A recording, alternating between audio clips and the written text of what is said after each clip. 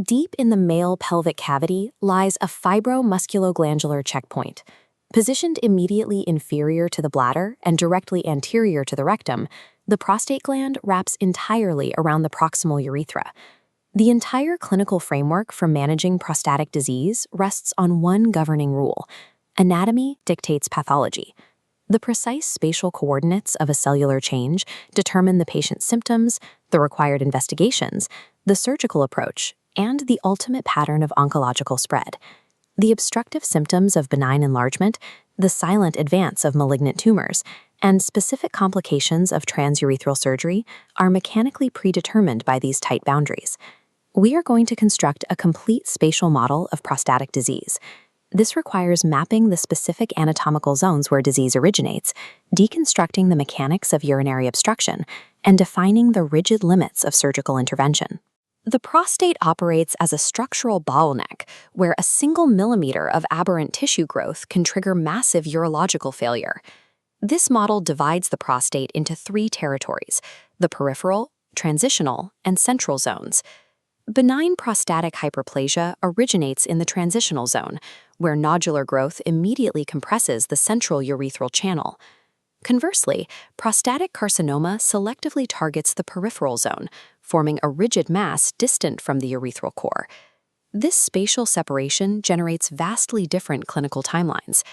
The transitional growth of BPH triggers early obstructive symptoms, forcing the patient to seek care. Peripheral carcinoma evades early symptomology entirely because it leaves the urethra unobstructed during its initial stages. The anterior wall of the rectum lies directly against the prostate's peripheral zone, making a digital rectal exam highly effective for early detection.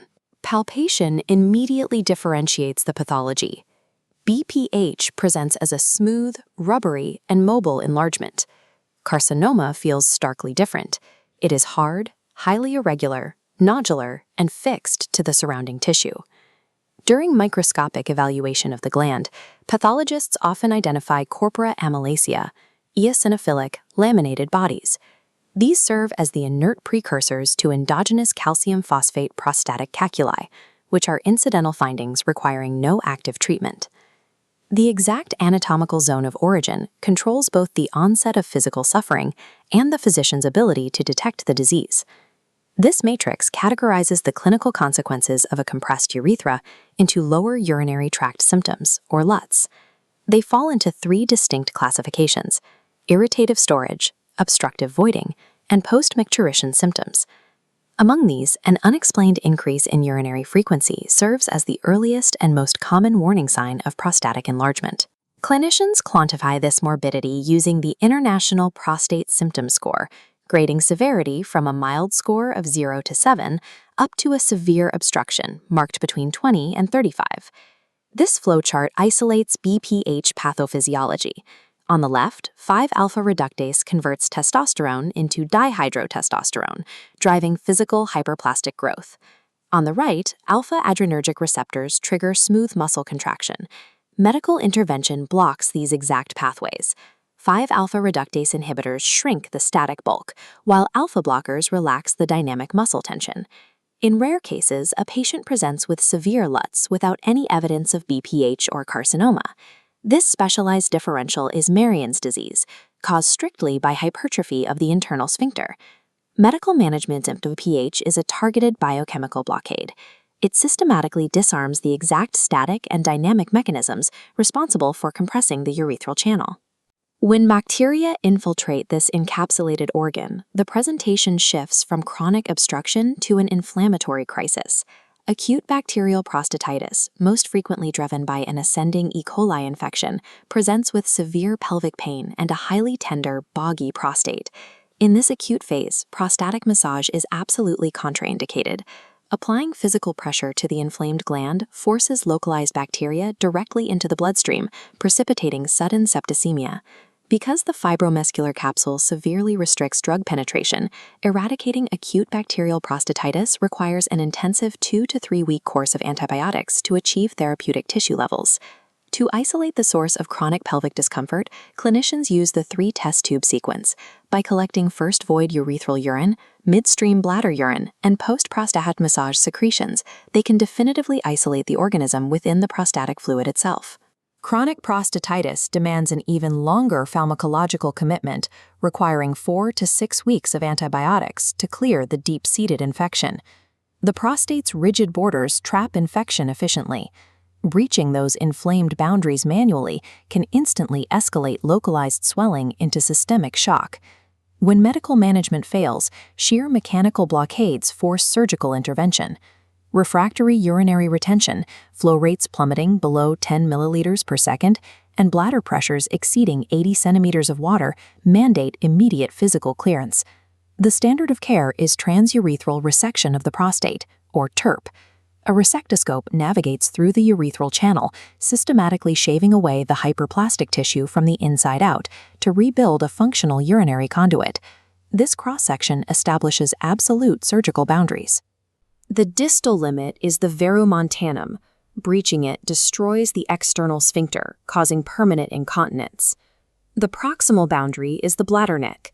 If compromised, it fails to close during climax, misdirecting seminal fluid into the bladder, making retrograde ejaculation the procedure's most common complication. Inside the channel, the surgeon must rapidly control specific internal vascular targets.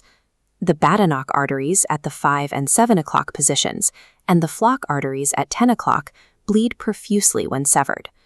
To prevent post-operative clot retention from this bleeding, a 3-way Foley catheter delivers continuous bladder irrigation, mechanically flushing out debris before it can coagulate.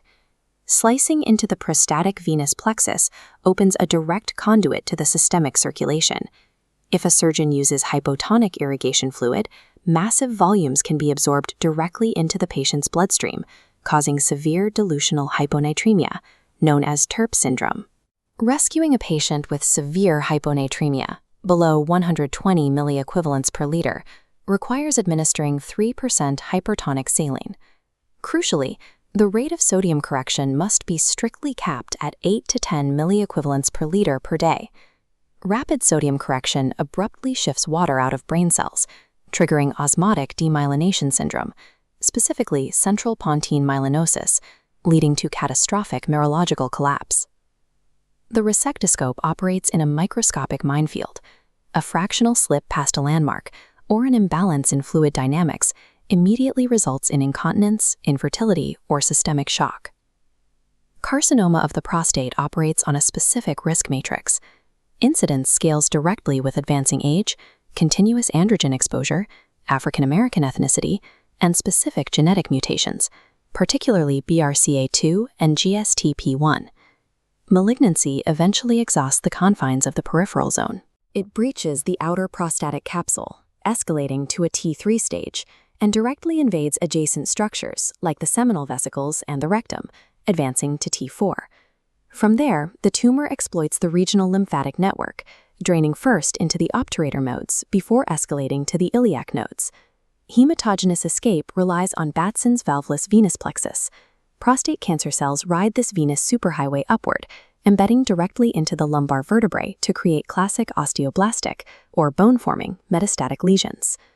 To intercept this progression, clinical screening pairs the physical digital rectal exam with prostate-specific antigen blood tests starting at age 50.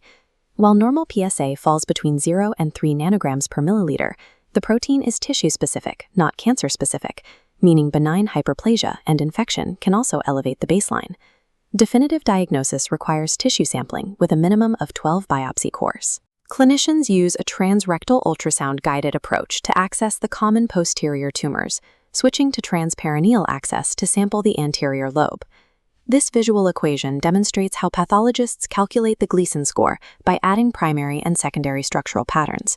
A primary grade 4 and secondary grade 3 is vastly more aggressive and clinically dangerous than a 3+4, despite both totaling 7.